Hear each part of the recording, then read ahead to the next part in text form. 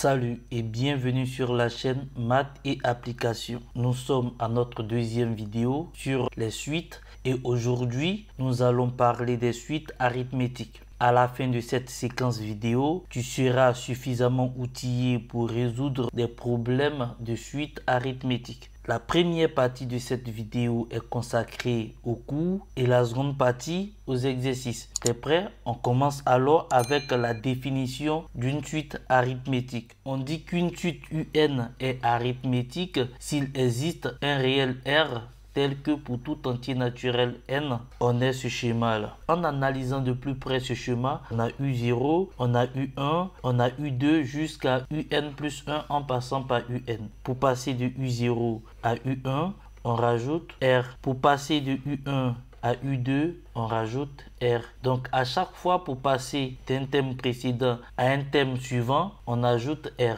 Ainsi, pour passer de UN à UN plus 1, on ajoute R. Ce qui donne cette relation qu'on appelle relation de récurrence pour les suites arithmétiques. Donc pour trouver UN plus 1, on prend UN et on ajoute R. Ça c'est l'une des définitions de la suite arithmétique. Et cette définition est appelée la relation de récurrence. Voyons maintenant un peu de vocabulaire autour de cette définition. Donc le thème UN plus 1 qui vient après le thème UN est appelé le thème d'après et UN est appelé le thème général de la suite. R est appelé la raison de la suite. Maintenant que la suite arithmétique est définie par sa relation de récurrence, voyons comment exprimer le thème général de la suite, c'est-à-dire UN. Expression de UN.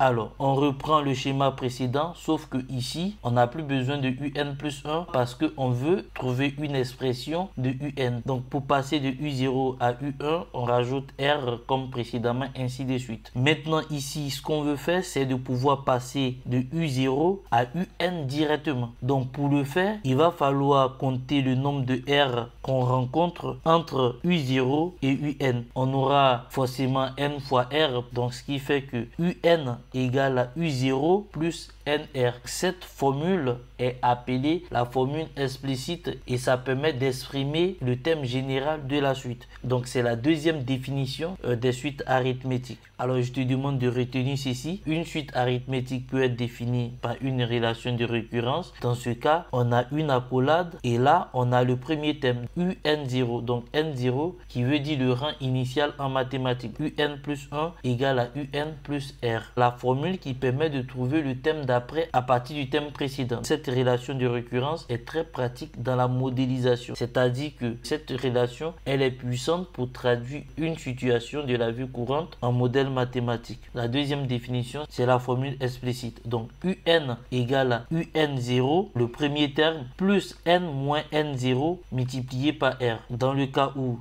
N0 vaut 0, alors le premier thème c'est U0. Et donc on aura UN égale à U0 plus NR. La formule explicite est très pratique pour faire une prévision et calculer la limite d'une suite. Maintenant qu'on a vu les deux définitions d'une suite arithmétique, nous allons voir la méthode qui nous permet de reconnaître une suite arithmétique. Alors pour reconnaître une suite arithmétique, nous avons quelques étapes à suivre. La première étape consiste à calculer les trois premiers termes. Donc si on suppose que le premier terme de la suite est U0, alors les trois premiers termes seront U0, U1 et U2. Mais si on considère une suite dont le premier thème est U1, alors les trois premiers termes seront U1, U2 et U3. Donc dans notre cas ici, on suppose que le premier thème de la suite est U0. La deuxième étape, on calcule la différence entre deux termes consécutifs. Dans notre cas, on aura U2 moins U1, donc on calcule cette différence, puis on calcule U1 moins U0. Une fois que ces deux différences sont calculées, on a deux cas de figure. Dans le premier cas de figure, U2 moins U1 est différent de U1 moins U0. Dans ce cas, la suite UN n'est pas arithmétique. Mais si U2 moins U1 égale à U1 moins U0, alors on émet une conjecture pour dire qu'il semblerait que la suite est arithmétique. Parce que les trois premiers termes ne permettent pas d'affirmer que la suite est arithmétique. Il va falloir une autre étape pour voir si effectivement on a une suite arithmétique ou pas. On passe à l'étape 3 en calculant la différence différence entre le terme un plus 1 et un. Et cela nous conduit à deux cas de figure. Si un plus 1 moins un est différent de u1 moins u0, alors un n'est pas arithmétique. Et si un plus 1 moins un égale à u1 moins u0, alors un est arithmétique. Donc, pour montrer qu'une suite est arithmétique, voici les trois étapes à suivre. Maintenant que tu sais reconnaître si une suite est arithmétique ou pas, on va parler de sens de variation d'une suite arithmétique. Donc, en se basant sur la relation un plus 1 égale à un plus r, on déduit la formule qui permet de calculer la raison. Donc, r égale à un plus 1 moins un. Une fois qu'on a la raison, on peut tout de suite connaître le sens de variation de la suite arithmétique. Alors, si la raison est supérieure à 0, alors la suite est strictement croissante. Si la raison est inférieure à 0, alors la suite est strictement décroissante. Mais si la raison est égale à 0, alors la suite est constante. Donc voici un peu comment on détermine le sens de variation d'une suite arithmétique. C'est juste, il faut connaître le signe de la raison. Passons maintenant à la notion de somme. Donc ici, on va voir quelques formules permettant de calculer la somme des termes d'une suite arithmétique. Donc pour calculer la somme des termes d'une suite arithmétique, il y a un élément très important à connaître, c'est-à-dire le nombre de termes. Pour calculer la somme des termes, je dois savoir combien de termes à additionner. Donc pour connaître le nombre de termes, c'est simple, on utilise cette formule n moins n0 plus 1. N c'est quoi? C'est l'indice du dernier terme et n0 c'est l'indice du premier terme et on ajoute 1. Une fois que le nombre de termes est connu, on peut maintenant calculer la somme des termes. Donc pour calculer la somme des termes qui est noté ici Sn, on fait le nombre de termes. Donc ce nombre de termes là multiplié par le premier terme de la suite plus le dernier terme de la suite. Et on divise le tout par 2. Pour bien t'expliquer, prenons le cas d'une suite arithmétique dont le premier terme est u0. Alors la somme des termes égale à u0 plus u1 plus ainsi de suite jusqu'à un. Alors c'est quoi le nombre de termes? Il y a combien de termes ici? Pour trouver le nombre de termes, j'utilise cette formule là. Donc je prends l'indice du dernier terme, donc c'est n. Donc je fais n moins l'indice du premier terme qui est 0. Donc n moins 0 plus 1. Donc il y a n plus 1 terme ici. u0, u1 jusqu'à un, ça fait n plus 1 terme. Ainsi pour calculer cette somme, j'applique cette formule là. Donc je fais le nombre de termes. Donc ici le nombre de termes, on a dit que c'est n plus 1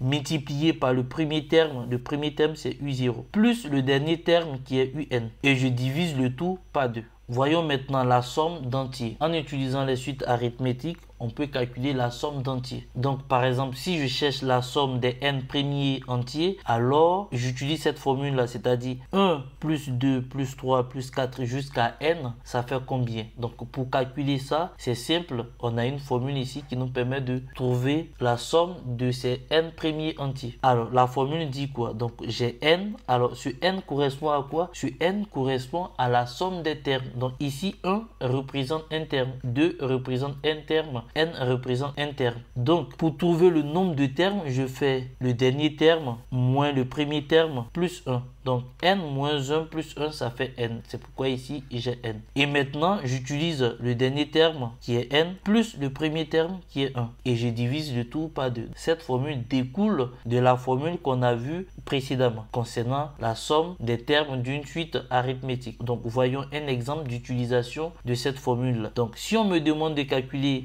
la somme des 100 premiers entiers, j'applique simplement cette formule là. Donc je sais que les 100 premiers entiers, donc il y a forcément 100 termes. Donc le nombre de termes ici, ça fait 100. Le dernier terme, c'est 100. Donc j'ajoute le dernier terme plus le premier terme qui est 1 et je divise le tout par 2. Ça me fait 5050. Ainsi prend fin la première partie de cette vidéo. Nous allons passer à la deuxième partie qui concerne les exercices. Donc ici, tu vas pouvoir pratiquer tout ce qu'on a vu précédemment. Comme ça, tu seras plus à l'aise avec les suites arithmétiques. On y va pour le premier exercice. Exercice 1. Les suites ci-dessous sont-elles arithmétiques? On a la première suite Vn et la deuxième suite An.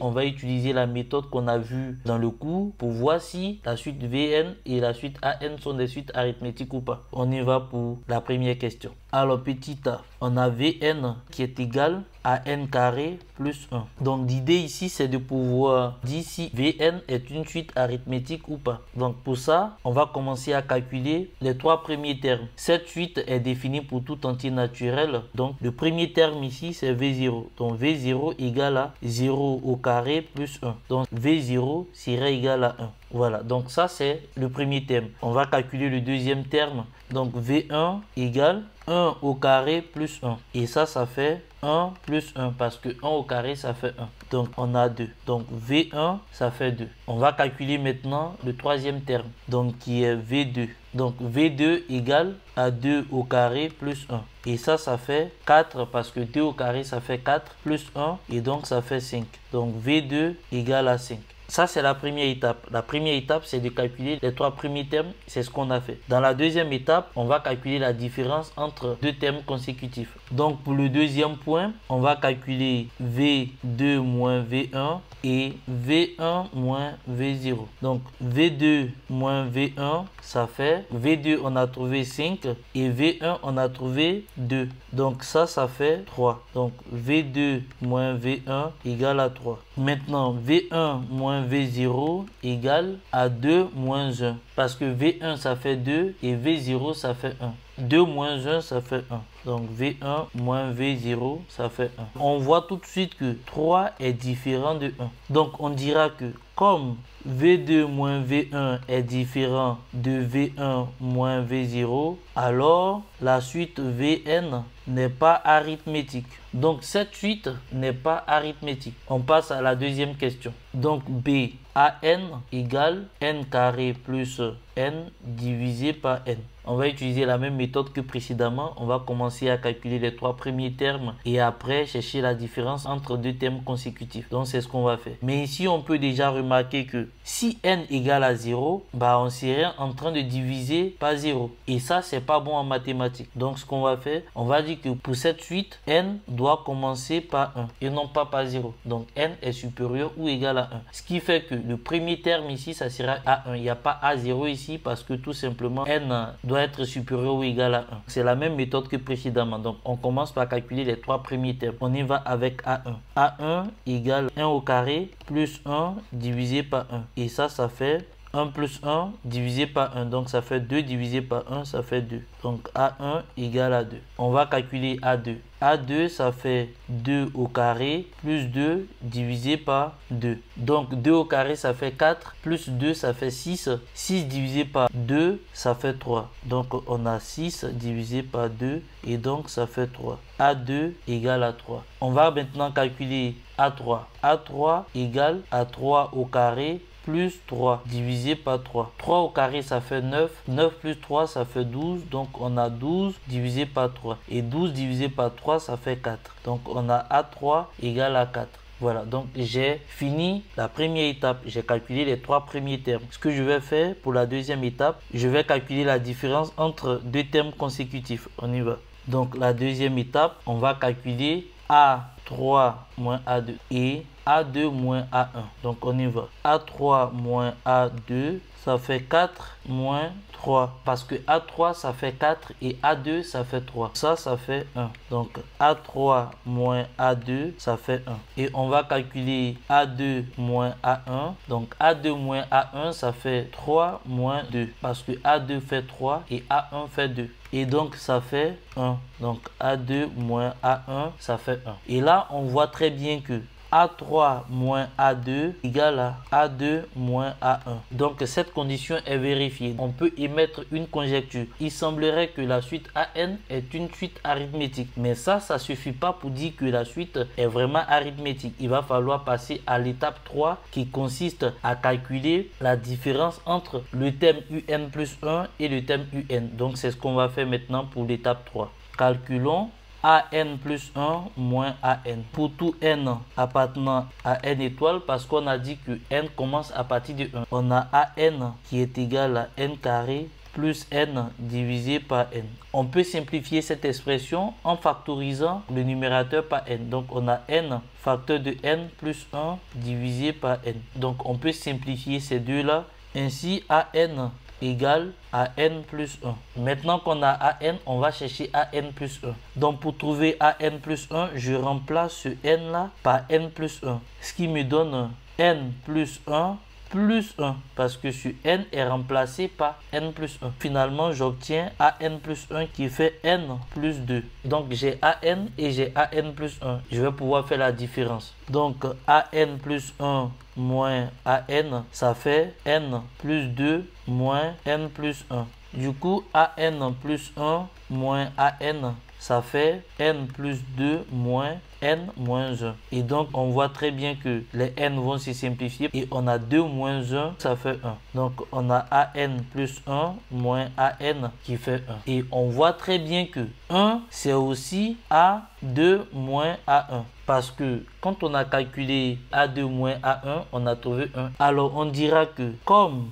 an plus 1 moins an égale à A2 moins A1, alors la suite an est arithmétique de premier terme A1 égale à 2 et de raison R égale à 1. Donc une fois que tu arrives à trouver qu'une suite est arithmétique, il faut toujours préciser le premier terme et la raison. C'est très important. Ainsi prend fin l'exercice 1, on passe à l'exercice 2. L'exercice 2 est un exercice de modélisation. Donc il faut bien sûr, pour bien comprendre cette notion de modélisation. Donc on y va. Un groupe d'élèves décide de construire la plus haute tour en briques possible. La tour a initialement une hauteur de 40 cm. Chaque enfant rajoute à la tour un étage de 2 cm.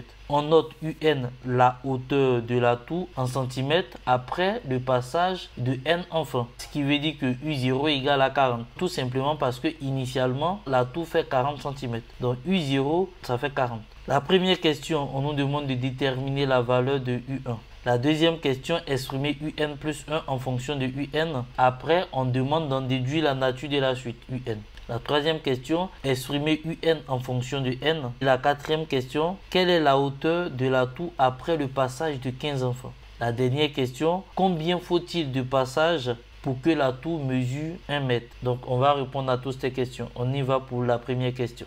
Donc la première question, on nous demande de déterminer la valeur de U1. U1, c'est la hauteur de la tour après le passage du premier enfant. Or, on sait très bien que U0, c'est la hauteur initiale. Et chaque fois qu'un enfant passe, la hauteur augmente de 2 cm. Ce qui veut dire que U1, ça fait 40 plus 2. U1 égale à 42. On a répondu à la première question. Donc, question 2. Exprimer UN plus 1 en fonction de UN.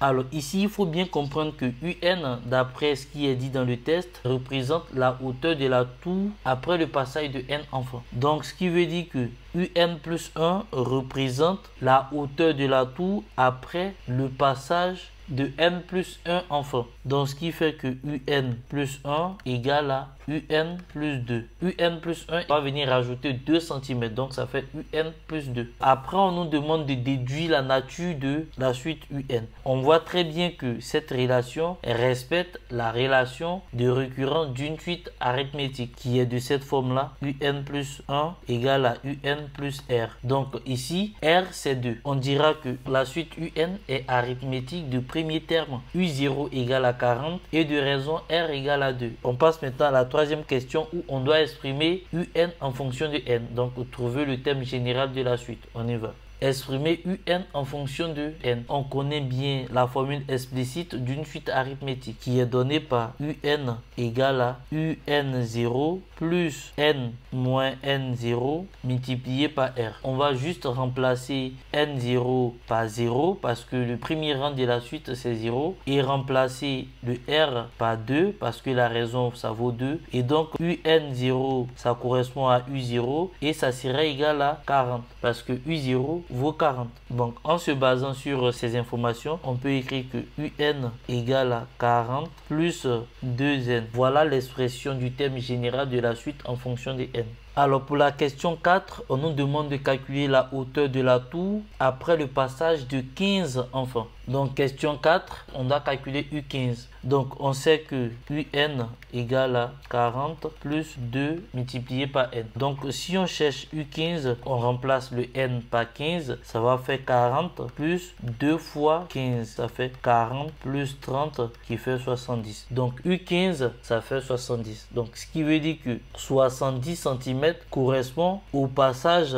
du 15e enfant. On passe maintenant à la question 5. Alors la question 5, on nous demande combien faut-il de passages pour que la tour mesure 1 mètre. C'est de trouver N pour U, N égale à 1 mètre. La première chose, c'est de savoir que 1 mètre, ça fait 100 cm. C'est de résoudre l'équation UN égale à 100. Donc cela revient à utiliser la formule explicite de la suite que nous avons trouvée pour pouvoir déduire le N. Donc UN, ça fait 40 plus 2N et ça doit être égal à 100. Donc on doit résoudre cette équation là. Pour isoler N, on va isoler d'abord 2N et ça fait 100 moins 40. Donc ici 2N serait égal à 60 puisque 100 moins 40 ça fait 60. Pour finir, N serait égal à 60 divisé par 2 et donc N égale à 30. Donc pour que la hauteur de la tour puisse atteindre 1 mètre qui correspond à 100 cm, il va falloir 30 passages. Ainsi prend fin l'exercice 2. Nous sommes au terme de cette séquence vidéo et je te remercie d'avoir regardé jusqu'ici. N'oublie pas de t'abonner à la chaîne,